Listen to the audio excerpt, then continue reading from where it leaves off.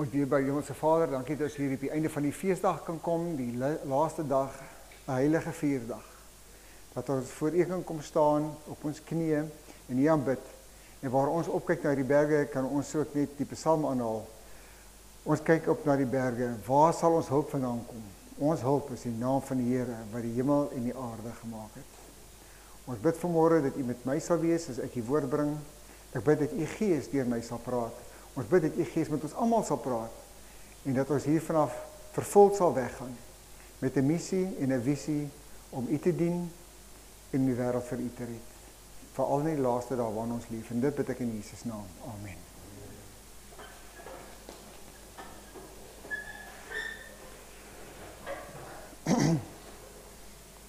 Reg. So ons het nou aan die einde gekom van die fees en in hierdie week het ons nou 'n hele paar studies gehad van Frikkie af en van Johan af oor Openbaring. En ek hoop julle het ietsie daaruit geleer. Ek glo julle het. Want ek het beslis by voorbaat geleer en dit was vir my nog opbouend, veral in hierdie tye waarin ons leef. Party van die goed is vir almal baie nuut en vir ander is dit nie so nuut nie. Maar dit is nog altyd stigtend, veral in die tyd. Goed. So, met dit wat ons nog gehad het in die week en die laaste dag is, wil ek nou aanbeweeg en ons kyk so 'n bietjie na geskiedenis, history of his story. En ons het nou 'n bietjie gekyk na Openbaring wat van gebeure wat gebeur het, profesie wat vervul is, en profesie wat nog gaan vervul word. En een ding is seker, wat nie gebeur het nie, gaan gebeur as dit opgeskryf is. Dis 'n feit. Waar geskiedenis, die geskiedenisboeke vir ons net feite gee van wat in die verlede gebeur het, is profesie vir ons geskiedenis wat in die toekoms ingeskryf is. Goed, so as ons nou gaan kyk na history, ek het net gekyk, wat beteken die woord history? En the word history is not, ek het baie van dit in Engels gedoen, maar ek sal verduidelik soos ons aangaan. The word history is not directly derived from the Bible, but rather from the Greek word historia. The Bible itself is a collection of historical texts that have influenced the modern understanding of both history and the word Bible, which comes from the Greek Biblia books. Some scholars view history from a biblical perspective as God's story or his story. En dit is so met 'n AI search wat ek gedoen het, om te sien wat is history. Nou ek het vir my, as hulle sê, baie van mense verwys as die Bybelse perspektief as God's history, dan is dit mos his story. So nog altyd die woord my gefascineer, gewonder hoe hy saamgestel en ek het gedink dit is his story, maar dit is eintlik meer Grieks, maar baie skoliere verwys dan na God's story. Nou in hierdie hele storie, weet ons, daar is 'n controversy, daar is 'n stryd wat aan die gang is. En hierdie stryd is tussen Christus en sy engele, en Satan en sy engele. En daar's 'n boek geskryf deur Ellen G. White, The Great Controversy. Ek het sopas 'n volledige naam eintlik genoem. En daardie woord het eintlik bietjie opgebreek. En as ons nou gaan lees net wat die definisie is van controversy, sal ons sien dit sê controversy or controversies is a public disagreement or heated discussion. So hier is 'n disagreement of a heated discussion. Hier is woorde by betrokke. Hier is argumente by betrokke. Nou, as jy mens gaan kyk na die woord hoe hy saamgestel is contra en verse. As jy kyk na contra, is against the opposite. And verse, writing arranged with a metrical rhythm. Of as say somebody is well versed, hulle kan goed praat, so dit beteken om te praat of te argumenteer. So hier is 'n woordestryd aan die gang. 'n Controversy aan die gang waarin ons leef. In hierdie geskiedenis waarin ons leef van hierdie wêreld. Nou as 'n mens bietjie verder gaan, weet ons dat hierdie stryd waarin ons leef, is veral saamgevat in Openbaring 12 vers 17, wat betrekking het op ons tyd. En ons leef in hierdie tyd waar daar staan in Openbaring 12:17 en ek lees dit, And the dragon was wroth with the woman and went to make war with a remnant of a seed which keep the commandments of God and have the testimony of Jesus Christ. En ek wil net hier so gou fokus op war. Daardie woordjie is 'n Griekse woordjie polemos. En hy word vertaal, ons gebruik hom in Afrikaans as polemiek of polemic in Engels. En daar's die twee betekenisse. Ek het maar net vir julle gegee daarso. Eerstens Tyre, Tyre is een van die skoliere wat vir ons gedefinieer het. Hy sê it's a war, a fight, a battle, a dispute, strife or quarrel. Maar ons weet hier is 'n oorlog in die gang vir ons gedagtes, vir wat ons glo. Polemic meaning a speech or piece of writing, especially a strong critical attack on or controversial opinion about someone or something. 'n Woordestryd oor 'n aktuele saak tussen voor en teenstanders daarvan wat in die media of in openbaar gevoer word. Ons weet hier's 'n stryd. Is miskien nie noodwendig net met swaarde nie, maar agter dit alles sit daar argumente, 'n woordestryd, argumentele stryd. So, wat is God se belang dan in hierdie storie wat hy het? En maar ons sien hier is 'n kontroversie. Ek lees hierso uit Signs of the Times uit en ons lees: The just judge repulses no one who comes to him in contrition. He has more pleasure in his church struggling with temptation here below than in the imposing host of angels that surround his throne. Hoeveel belang het God hierso? Hier sê dit vir ons dat hy het absoluut al sy belang het. Hier is nie 'n deïstiese vakuum waarin ons leef, waar God net iets gemaak het, wat William Miller was 'n deïs geweest, waar hy geglo het alles is gemaak en net so laat staan en hy moet homself uitwoed. Nee. God is hierso by betrokke met intense belangstelling, meer as al daai biljoene, triljoene, ontelbare engele rondom sy troon. Ek lees verder: Not one sincere prayer is lost. Amid the anthems of the celestial choir, God hears the cries of the weakest human being. You who feel most unworthy, commit your cases to him, for his ears are open to your cry. He that spared not his own son, but delivered him up for us all, how shall he not with him also freely give us all things? Daar sien ons wat God het, en hier is 'n ander perspektief van dieselfde belang wat God in ons het. Ek lees: This is the provision made for the people of God in all ages to the end of time. He who dwells in the heavenly sanctuary judges righteously. His pleasure is more in his church, struggling with temptation here below, than the imposing host of heavenly angels that surround his throne. Those who wrestle not against flesh and blood, but against principalities, against powers, against the rulers of the darkness of this world, against spiritual wickedness in high places. Daar is weer eens die fokus vir ons, en ons kan dit sien. His pleasure is more in his church, struggling with temptation here below, than the imposing host of heavenly angels that surround his throne. Wonderlike gedagte wat hy vir ons het. Goed, maar in hierdie hele stryd waarin ons is, en God het al hierdie belangstelling, is daar 'n weg vir ons gebaan. Nou kom ons lees net wat God se weg is, wat hy vir ons gebaan het. En ons sien, Thy way, O God, is in the sanctuary. Dis Psalm 77 vers 13. Who is so great a God as our God.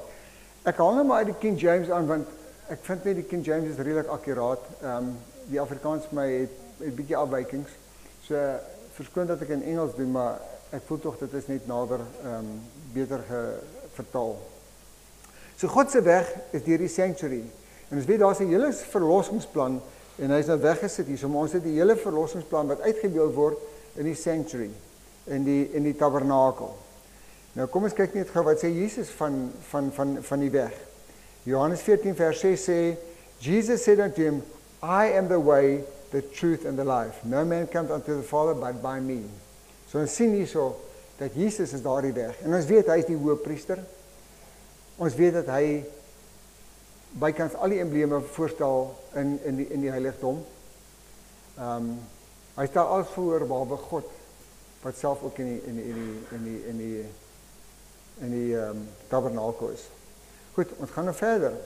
So, van watter kosmiese belang is wat hier op die aarde gebeur. Wat se belang is dit in die hele kosmos? Kom ons kyk net hier in Hebreërs 1 vers 2. En ons lees daar, has in these last days spoken unto us by his son. Dit is God wat hier so praat. God in these last days has spoken unto us by his son, whom he has appointed heir of all things, by whom he also made the worlds. Nou die woord worlds daarso is aion, en dit is the worlds of the universe.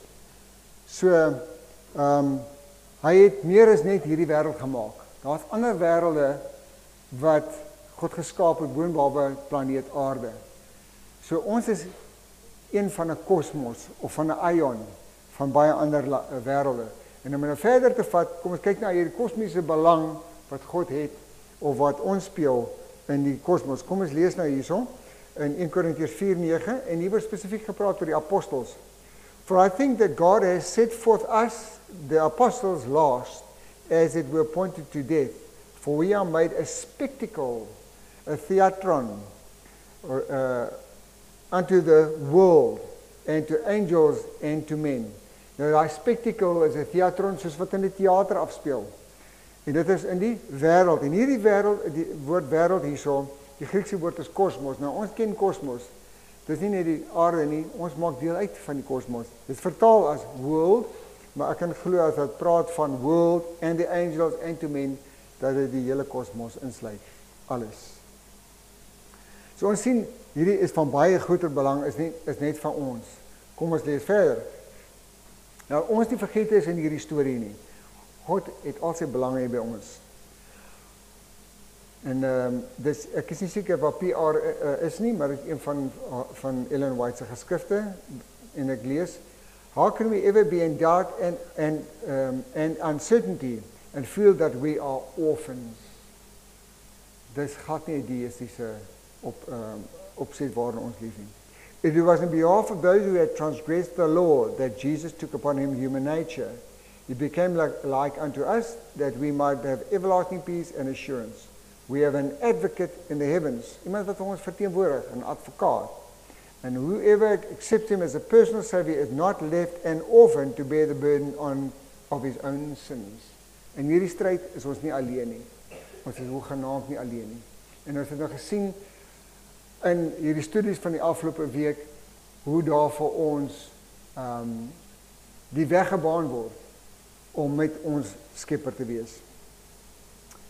In selected messages, Christ came in human form to show the inhabitants of the unfallen worlds and the fallen world that ample provision has been made to enable human beings to live in loyalty to their Creator. So, ons het definitief van kosmiese belang. Christus het nie net gekom vir ons in hierdie wêreld nie. Die engele bekyk dit. Die ander ongevalde wêrelde, sê sy vir ons, besigtig dit en sien wat hier aangaan. Hierdie is 'n lesboek vir die heelal. Sonde het eenmaal gebeur, en ons weet, die woord sê vir ons, dit sal nie 'n tweede keer opstaan nie. Nou sien ons net in hierdie kosmiese ongeletterdheid, ek so bietjie meer op uitgebrei, en sien in Job word daar gepraat van hierdie verteenwoordigers, wat in hierdie councils is. Kom ons lees net in Job 1 vers 6. Now there was a day when the sons of God came to represent themselves before the Lord, and Satan came also among them. Wie het hy verteenwoordig? Vers 7, and the Lord said unto Satan, where comest thou? Then Satan answered the Lord and said, from going to and fro in the earth, and from walking up and down in it. So daar is hemelse konsilies wat geroep word. En in hierdie konsilies is ons een van die wêrelde wat verteenwoordig word. Dit gaan bietjie verder. Ek het daar 'n stukkie uitgehaal, maar ons weet natuurlik daar is die 24 ouderlinge wat nie baie duidelik uitgestippel word wie dit is nie, maar ek glo dit is die ander wêrelde wat verteenwoordig word. Maar goed, net 'n bietjie meer te praat oor die weg wat vir ons gebaan word. Ekskuus, ek moet hier nou uitgehaal het. Praat ons nou, want ons gaan kyk na die Heavenly Sanctuary, want hier is die weg wat vir ons gebaan is, deur God se weg. En ons sien reeds dat sy weg is deur die Sanctuary, deur die tabernakel. Nou kom ons kyk nou gou watter tabernakel. I was pointed back to the proclamation of the first advent of Christ. John was sent in the spirit and power of Elijah to prepare the way of Jesus. Those who rejected the testimony of John were not benefited by the teachings of Jesus. Their opposition to the message that foretold his coming placed them where they could not readily receive the strongest evidence that he was the Messiah. Satan led on those who rejected the message of John to go still farther, to reject and crucify Christ. In doing this, they placed themselves where they could not receive the blessing on the day of Pentecost, which would have taught them the way in the heavenly sanctuary. So daar het ons dit. Christus het gekom en alles is vir ons deur die tabernakel gewys. Nou, ek lees hierso op early writings. The rending of the veil of the temple showed that the Jewish sacrifices and ordinances would no longer be received. The great sacrifice had been offered and had been accepted, and the Holy Spirit, which descended on the day of Pentecost, carried the minds of the disciples from the earthly sanctuary to the heavenly, where Jesus had entered by his own blood, to shed upon his disciples the benefits of his atonement. So waar moet ons dan fokus? Daardie dag was die fokus gewees op die wêreldse tempel of die aardse tempel, en die fokus het nou geskyk na die hemelse, soos Hebreërs vir ons sê. But the Jews were left in total darkness. They lost all the light which they might have had upon the plan of salvation and still trusted in its useless sacrifices and offerings. The heavenly sanctuary had taken the place of the earthly. En ek gaan daar stop, want ek dink, dit is waarop ek die klem wil gelê het vandag, is dat ons op die hemelse sanctuary, op die hemelse tabernakel moet fokus, want dit is waar die plan van verlossing tans besig om te geskied vir ons. Goed. Maar nou, in hierdie hele proses van die tabernakel, weet ons, 'n tabernakel waarin niks gebeur nie, beteken vir niemand niks nie. En ons weet van die feeste. Die feeste is 'n weg waardeur die rituele deur die tabernakel in die aardse tabernakel was, wat vandag nog voortgaan. En ons is 'n profetiese vervulling van daardie feeste. Nou kom ons kyk net wat sê die skrif vir ons oor die feeste. En dan sien Esegiel 36 tot 38. Thus says the Lord God, I will yet for this be inquired of by the house of Israel, to do it for them. I will increase them with men like a flock. As the holy flock, as the flock of Jerusalem in her solemn feasts, so shall the waste cities be filled with flocks of men, and they shall know that I am the Lord. So ons sien hierso, dat hier is die feeste genoem, the flock in her solemn feast, so die flock in her solemn feast, dit is ons, wat in die feeste, in Jerusalem by mekaar kom, en hulle sal ons herken daaraan, dat ons, and they shall know that I am the Lord. As mense wil sien, wie is die mense wat die Here dien? Daar die mense wat die feeste doen. Dis hulle. En ons weet, dat Levitikus van sê, die heel eerste feest van die Here is, die Sabbat. En al die ander feeste wat daarop volg. Nou, vandag waar ons nou vandag trek, en ek gaan nou klaarmaak hiermee, ek wil nie lang gewees het nie, ek wil net hê dat ons moet fokus op die. En hier is maar 'n aanhaling uit Johannes uit, the last day, that great day of the feast. En hierop gaan ons nou afsluit. Johannes 7:1 lees ons, After these things Jesus walked in Galilee, for he would not walk in Judea because the Jews sought to kill him. Now the Jews' feast of tabernacles was at hand. En dan lees ons Johannes 7 vers 37. So ons sien hierdie is die feest van tabernakels, Johannes 7 vers 2. Nou gaan ons na 37 toe. In the last day, that great day of the feast. Dis die dag waarop ons is vandag. Hier is woorde wat Jesus gespreek het. En dis die woorde wat ek wil hê ons moet uitgaan. Nie ek nie, maar die woord wil hê ons moet uitgaan. Maar hier is die invitation, hier is die uitnodiging vir ons. In the last day, the great day of the feast of tabernacles, Jesus stood and cried, saying, If any man thirst, let him come unto me and drink. He that believeth on me, as the scripture hath said, out of his belly shall flow rivers of living water. Daar's ons uitnodiging. By hierdie fees waar die feeste vir die jaar afgesluit word. En ons moet met hierdie gedagte uitgaan, om weer, as die Here nie gekom het voor dit nie, as we uitgaan met die gedagte, kom ons gaan drink by die fontein. Vers 39, but this he spake of the Spirit, which they believed on him should receive, for the Holy Ghost was not yet given, because that Jesus was not yet glorified. En ons weet, hy is nou glorified, hy is verheerlik, die Gees is uitgestort, hier is die uitnodiging vir ons. So, hier is dan die gebedsversoek vir dit is my heel laaste slide. So, ons gebedsversoek hierso, vandag, vra ek dat ons by mekaar kom, en vra dat ons na Jesus toe kom, dat ons by hom sal kom drink, dat ons die Gees sal ontvang, die Gees wat ons ook geleer het, wat die woord van God is. Ons weet ook dat die Gees, Jesus Christus homself is, dat hy in ons sal woon. Christ in us, the hope of glory. So, dit is die uitnodiging. Kom ons kyk nie daar, Lukas 11 vers 13, if ye then being evil know how to give good gifts unto your children, how much more shall your heavenly Father give the Holy Spirit to them that ask him? So ons gee goeie gifte vir ons kinders, maar die Here gee vir ons die grootste gif wat ons kan hê, en dis die Heilige Gees as ons hom dit vra. Ek dink, laat ons dit vra, op hierdie laaste dag van die fees, soos wat Jesus doen het, dis sy uitnodiging, nie myne nie. Kom ons sluit af met gebed.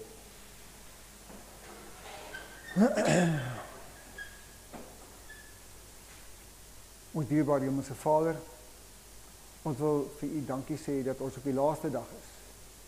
Een van die groot dae van die feeste. Die laaste dag van die fees van Tabernakels. En in hierdie dag waar ons die jaar afsluit en die nuwe een begin, wil ons bid, Here, dat u vir ons u Gees sal gee, dat Christus self in ons sal kom woon. Here, dat ons geesvervul deur hierdie lewe sal gaan, om te kan getuig, om te getuig teenoor ander, om ander ook tot redding te bring. Dat ons in u wees sal wandel in suiwerheid. Ek bid, Here, dat as ons nou afsluit, dat u met elkeen van ons sal wees, sal ons boet en bewaar, tot ons mekaar weer sien. En hierdie ding bid ek in Jesus naam alleen. Amen.